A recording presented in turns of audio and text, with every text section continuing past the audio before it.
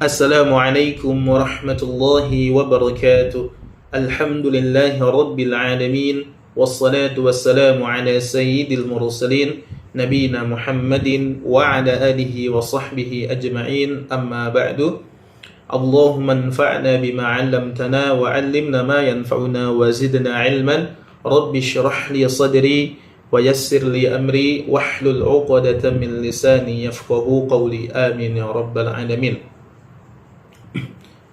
Saya Repliano Syafiq dari program studi ilmu Al-Quran dan Tafsir hendak melaksanakan tugas ujian tengah semester 2 dari mata kuliah Ulumul Hadis dengan dosen pengampu Dr. Mukhrij Sidqi. Insyaallah saya akan mempresentasikan perbedaan hadis qudsi dengan hadis nabawi dan perbedaan hadis qudsi dengan Al-Quran.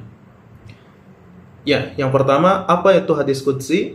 Hadis qudsi adalah sesuatu yang disandarkan kepada Nabi dari perkataan-perkataan beliau kepada perkataan Allah Subhanahu wa taala. Atau lebih mudahnya, hadis qudsi itu maknanya dari Allah Subhanahu wa taala, adapun lafaznya yaitu dari Nabi Muhammad sallallahu alaihi wasallam. Kemudian hadis qudsi memiliki dua ciri periwayatan. Yang pertama, qala Allah Ta'ala fima yarwihi an rabbih tabaraka wa ta'ala au an rabbih azza wa jalla. Yang kedua, ciri yang kedua, qala Allah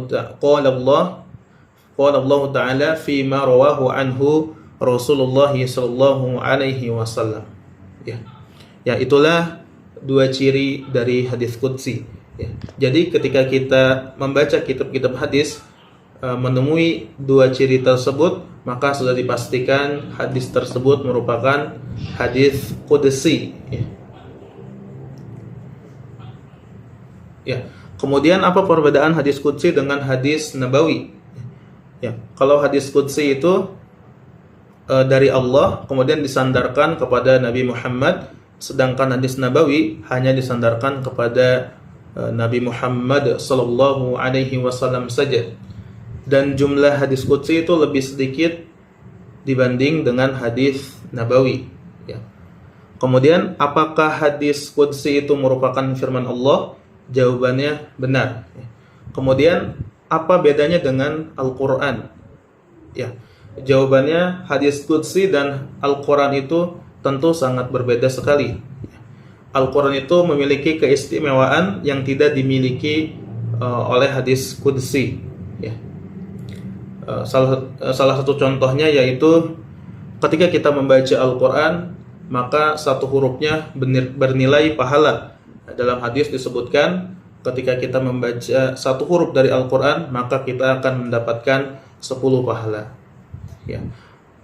Beda dengan hadis qudsi. Ketika kita membaca hadis qudsi, maka kita tidak mendapatkan pahala kecuali kita mempelajari hadis qudsi, kecuali ketika kita mempelajari hadis qudsi dan mengamalkannya, baru dapat bernilai pahala.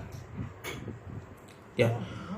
Kemudian perbedaan berikutnya yaitu Al-Quran itu syaratnya harus mutawatir, ya, harus mutawatir, diriwayatkan oleh banyak orang, oleh berbagai generasi, dari generasi sahabat, tabi'in dan kepada kita. Dan ketika mutawatir sudah pasti sahih, sudah pasti bisa diterima dan tidak ada yang dari periwayatnya tidak ada yang berdusta. Ya, kemudian perbedaan berikutnya, Al-Quran itu dibaca ketika sholat. Ya, ketika sholat kita membaca surah Al-Fatihah, Alhamdulillahirabbil alamin, dan surah setelah Al-Fatihah.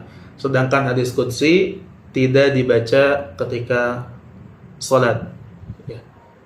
Dan masih ada beberapa lagi perbedaannya.